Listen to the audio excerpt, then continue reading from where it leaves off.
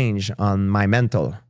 It kind of freed me from that that needs to prove to the world that I want to beat him again, you know? So I was able to focus on the immediate task ahead. Right. Yeah, because sometimes that desire, it's a blind desire, almost like I need to prove. And it's not, it's powerful, but it's not effective because it's not calculated. Yeah. You know, and it can be even more dangerous sometimes than anything. Yeah. So I was going in a dangerous path because I was not focusing on the most important. On the most important thing. That was the fight. Like I was focusing on the other fight after, but yeah, I was about to screw it up bad. I know whenever you retired, Hendricks, what was your, oh no, the last fight was Bisping. Bisping was my last fight. That was awesome, Hendricks dude. is after I took a break after Hendricks, yeah. First of all, I'd like to say thank you to Dan Morgan and everyone over at Morgan & Morgan.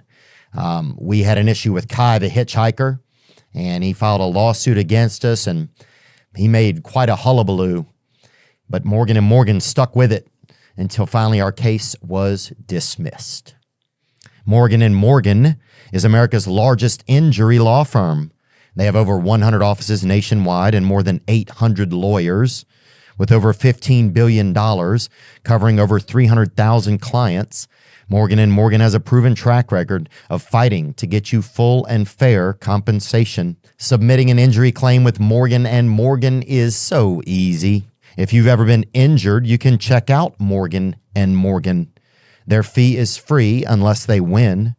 For more information, go to forthepeople.com/thispastweekend or dial #law, #529 from your cell phone. That's forthepeople.com/thispastweekend or dial #law, #529 from your cell. This is a paid advertisement. Yeah, whenever you took a break after Hendricks, you had talked about like you were going through a tough time or something. Yeah. What was that about? Was it stuff you couldn't talk about before? Yeah, I had a lot of issue, a lot of family issue and problem, and the thing is, when you're, I was a very active fighter, and when you say active, what do you mean? Fighting often? Yeah, fighting often, and also you have to consider that you do a lot of promotion tours and stuff. It takes a lot out of you.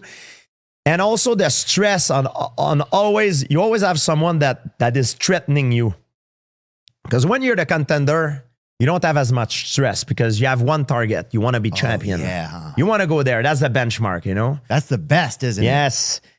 It's hard to become champion, but it's even harder to stay champion. There's not a lot of guys that stay champion for a long time. No. It's very hard because when you're champion, you're the target. When you're the contender, you have one guy is targeting. It's nobody really targets you, but if you get to the title shot, you have only one guy that targets you. When you're the champion, everyone targets you. Yeah. So you're the target, and you don't have much time to prepare for your opponent. And your opponent has been looking at you for years because he's climbing the rank and he's studying you. He's trying to find a shake in your armor. And every time they interview any of those guys, they all call your name because you're the guy. Of course. So that's why it is much different. It's much more difficult to stay champion than becoming champion. And when you're a champion, it's hard because your life changed. You have more responsibility and more there's a lot of more requests and stuff, and man, and that's what happened to me at the time. I was doing it for so long, and I had so much pressure for so long. And I remember at the time I was shy to talk about it because I was like, if I talk about it before the fight, and I was fighting against, they used to have big problem with performance enhancing drug in mixed martial art. It was a big problem. Oh, they got big problems with those at a damn 7-Eleven, dude. Those people are shooting up everywhere now. I never wanted to accuse one individual, but I wanted to change the system.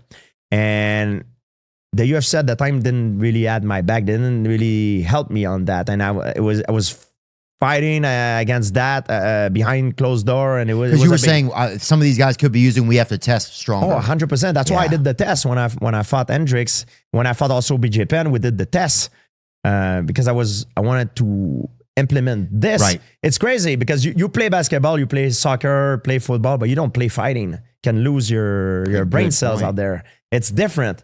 And it makes some people like, yeah, but it doesn't make that my bullshit. It makes such a huge, it's a tons of difference, man. I've trained with guys that are openly like they're saying to me like when they are on cycle, it's not even the same person. No.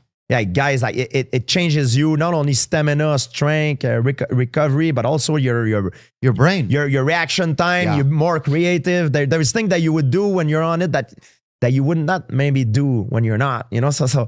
Oh, you'll start fucking the air when you're on you're on test 700 or whatever, dude. I saw a guy one time he turned into an animal. Yeah, 100%. So in fighting, so that's a risk then because you're at the top. Obviously, everybody's focused on you, and if you don't know if you're staying clean and you don't know if some of the testing is up to what you believe is a fair code, then fuck, that would be really scary. Well, the martial art, I think one of the thing in martial art is the respect and being just, being fair, and I mean these are the traditional value of martial art, and I always try to carry that with me, and I felt like I was in some way, you know, not betrayed, but I felt a little bit let go, and I was just fed up. I just needed to take a time off. You know, I was. That's why I left for more than 4 years. You know, and I'm glad I did it because maybe I should have done it. Maybe a fight, one fight before. You know, it would. You can burn out, man. Yeah, it's so much. People I don't think realize that. I can't even imagine the responsibilities. And then especially while the sport is still building so much at that time. Like that was a huge building period for UFC, and so like.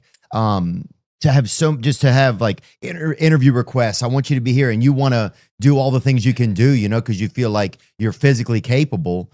But yeah, part of you starts to get burned down. It's like I don't know. It's almost like when you light a candle and there's nothing left in it. Yeah, that's how I feel sometimes. I remember you just finish a fight, and immediately after there's another guy calling you out, and being myself, I'm sort of a obsessive compulsive guy. So as soon as another guy calling me out, I'm starting to make scenario in my mind. I'm like, okay, I'm like, it drives you nuts. It drives you. And when you're the contender, you're on your way up. You don't have that problem. Yeah. You know, yeah, of course, when maybe you get to the top 5, you know, but before that, nobody noticed you. Nobody care about you.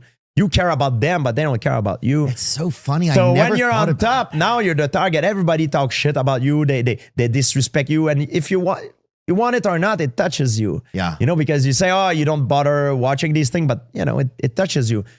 And you see sometimes things get bad. You see that people, they insult each other, and people always ask me sometimes, oh, do you think they went too far? I mean, this is the fight game, man. You can die out there, or you can have certain damage that will make you die in the near future. Oh yeah, wheelchairing or whatever, anything. The art of war, man. They're gonna try everything to try to make you lose your mind. And we saw many fights that guys lose their mind, and that's one of the reasons why. Like everybody knows Conor McGregor. Yeah, his first title fight against Jose Aldo, he knocked him out in like something like 7 seconds. He pissed off Jose Aldo so much. Jose Aldo lost his mind. He went out of his game plan and tried to rush to him, to give it to him. Conor McGregor is an incredible counterpuncher. He just slipped, boom. Yeah. That was it. It was very smart from his part to he taunt Jose Aldo. It was emotional. I believe it was prepared. I believe he put Jose Aldo exactly where he wanted to be. He set it up by all the interview, all the things he said, all the things he done. Right. He started the fight months before in a way. Yeah. So when you're in that fight game, another thing that people don't talk about, you never want to show your private life. Right. Because people will use that against you. Talk about people. Me, I can put a shield. If you can insult me, you can say whatever you want. I'm very good at putting a shield, and it's not going to bother me. But you talk about someone I love, someone I care about, now it's going to get me, you know? Yeah. So, and we saw that another time with Conor and Khabib Nurmagomedov, the famous fight. Oh, after yeah, that was crazy. Yes, so that's the reason why it went crazy after, because they crossed the line. But it's the fight game. That's a fight game. I don't think it's right, but a lot of guys will do that to make you the real. Do you respect guys just as much that do that? I mean, it's another facet to war in a way, right? It's the art of war, man. It's combat sport, man. It's kill or be killed, man. They're gonna do it. Do you think it's evolved more since like in the past like 15 years? Have you noticed it evolve more over time? Like that, it's more of a strategy now, or do you think more people see it coming now? Like, what do you think the evolution of that's been of trash talking? It's a good question. I think what changes is the fact that now we have social media and we're in touch with the world. So I can be at home in Montreal and insulting you when you're in Tennessee in 2 seconds, and you will notice it in real time. Boom. Before that was not really the case. We didn't have that power, you know? Yeah. Now you can say something, the whole world sees it, and oh, did you heard what he said? Oh, blah, blah. So that's, I think, what makes the difference, you know? It's different now. Yes. Do you feel like the testing has gotten better over time in the sport? Well, now I think it got a little bit worse because one company quit, right? Or one company got laid off. USADA. Right. And I interrupted you. Sorry, George. No. Please. It's true. What happened is they didn't have any testing first. Then they hire, I think, USADA. So it got much better. But they test beef and stuff, don't they? Is it the same group? They okay. Yeah, USADA, I don't think it's Oh my God. Bro, if the same person testing my pork chops is testing Mike Perry, then I think we got to fucking figure something out. I mean, I think both of them are clean, but I'm just saying. But well, you saw when USADA just arrived on the scene, a lot of the champion have felt, you know, and